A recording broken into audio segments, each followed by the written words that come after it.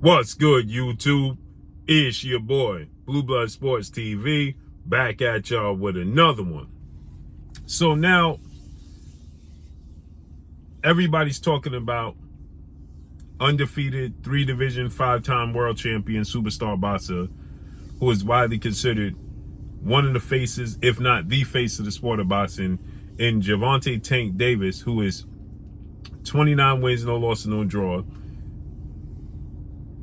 27 big wins by way of knockout, 28 years of age, 5'5" with a 67-inch arm reach, and the southpaw, which is important to note in this video. His team, Coach Kenny Ellis, Coach Calvin Ford, are being contacted by former unified 3-belt WBA, WBC, IBF welterweight world champion superstar boxer Errol the Truth Spence Jr., who is 28 wins, 1 loss, no draw, 22 wins by way of knockout, 33 years of age, 5'9.5" with a 72-inch arm reach, about preparing Errol Spence for a rematch of his past highly anticipated mega showdown that took place July 29th, Las Vegas, Nevada, T-Mobile Arena, where Errol Spence suffered the first loss of his career. Errol Spence was stopped. He was dropped multiple times. A lot of firsts took place July 29th when he took on now undefeated 3-division world champion, former junior welterweight undisputed world champion, and the reigning undisputed welterweight world champion, who is widely acknowledged and recognized as the #1 best pound-for-pound fighter in the world, in Terrence Bud Crawford. Terrence Bud Crawford is 40 wins, no loss, no draw, 31 big wins by way of knockout, 35 years of age. He'll be 36 next week, 5'8" with a 74-inch arm reach, and he's able to switch from southpaw to orthodox. Predominantly in the fight with Errol Spence, he stayed southpaw. Terrence Crawford and Errol Spence was supposed to be a competitive fight if there ever were one on paper.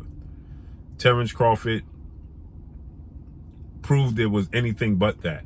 He dropped Errol Spence in the 2nd round, twice in the 7th round, stopped him in the 9th round. He lost the 1st round. The first half of the 3rd round, he lost. But then he took over.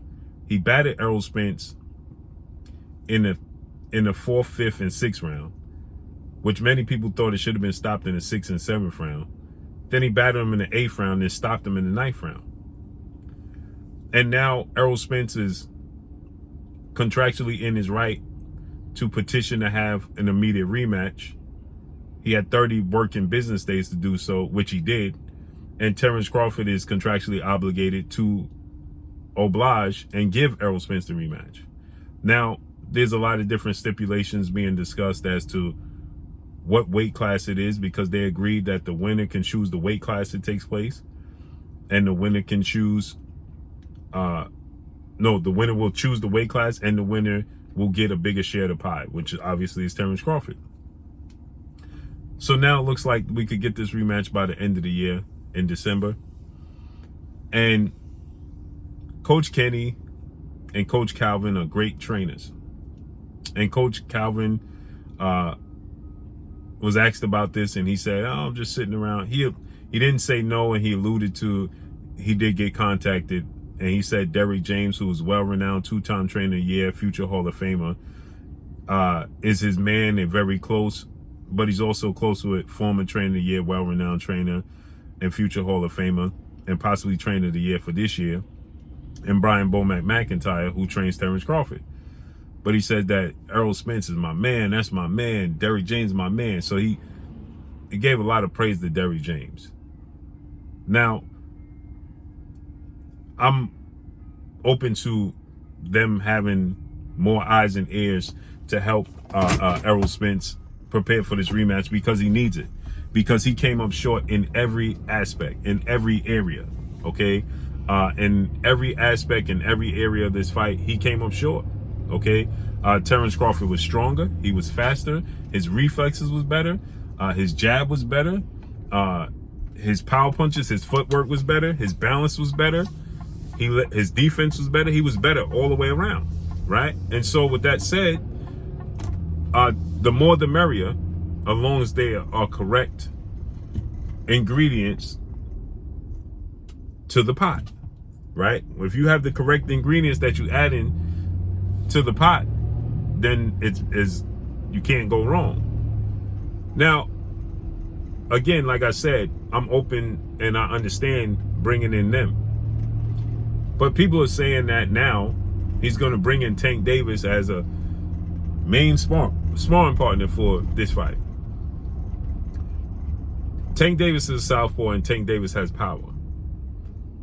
Tank Davis fights absolutely nothing like Terrence Crawford. Nothing. They're both patient. That's what Terrence Crawford showed in his last fight, that he was extremely patient. There's times when Terrence Crawford has fights and he's not very patient. But in this fight, he was patient. He showed patience, right? So he was patient, right? But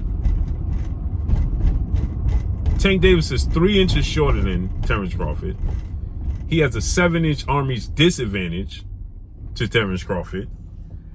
And he doesn't fight orthodox. He's not a switch fighter. He's not a big guy. He has power and is a southpaw. Doesn't use his jab very often. And he uses angles and uses his power to set up his opponents. And when I say that, I mean he lures them in to getting hit with that power. So there's times defensively where Terrence Crawford is more elusive. Tank Davis will get hit and setting his opponent up.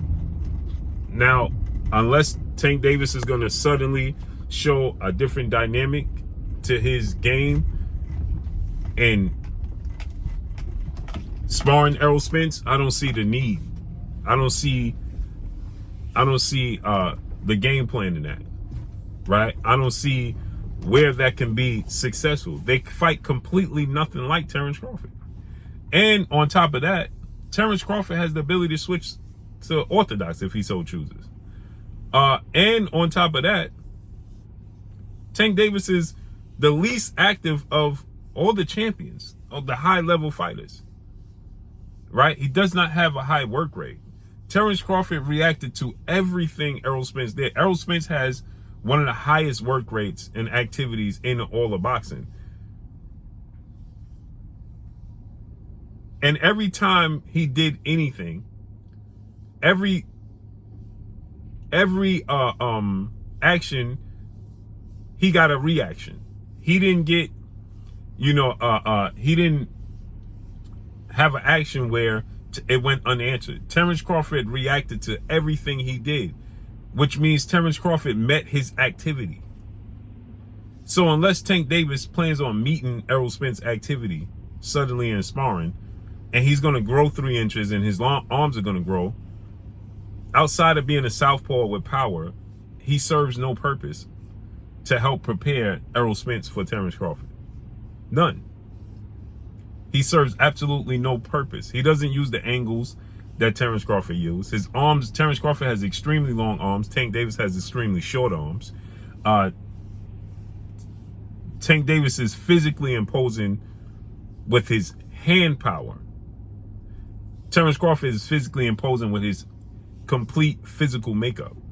It's just completely different styles, right? It makes no sense to, again, if he's one of the sparring partners, because Tank Davis is one of the best fighters in the world, and he does have power and he is a southpaw, so I can understand that. But to be an important piece to the sparring session, an important piece to the game plan and strategy, it makes zero sense to me. It doesn't help, and then it doesn't benefit Errol Spence in the least bit. Not in the least bit. Not to prepare for Terrence Crawford and what he brings to the table. I don't know what they saw that they believe that Tank Davis can assist them in preparing for Terrence Crawford. The guy they need to tap in with, ultimately, is Errol Lara, who is 5'9", slightly taller than Terrence Crawford, is a southpaw, has power in both hands, has quick feet, quick hands, and is physically been at a bigger weight class. So he's physically stronger and more imposing. He fought at 154. I think he fights at 160 now. He's a masterclass boxer, Cuban school of boxing. That's who they need to bring in. Errol Lara is the guy they need to hone in on. The perfect opponent and the perfect guy to bring in is Gervonta Boots Ennis. But Gervonta Boots Ennis is not going to go to sparring. But Errol Lara is the perfect opponent to bring in, not named Gervonta Boots Ennis. Perfect. That's who they need to lock in with and bring in, point blank and period. So let's see how this unfolds and plays out. But it's apparent that, Terrence Crawford's, Errol Spence's team stated that they're going to take this fight. So let's see how it plays out and unfolds.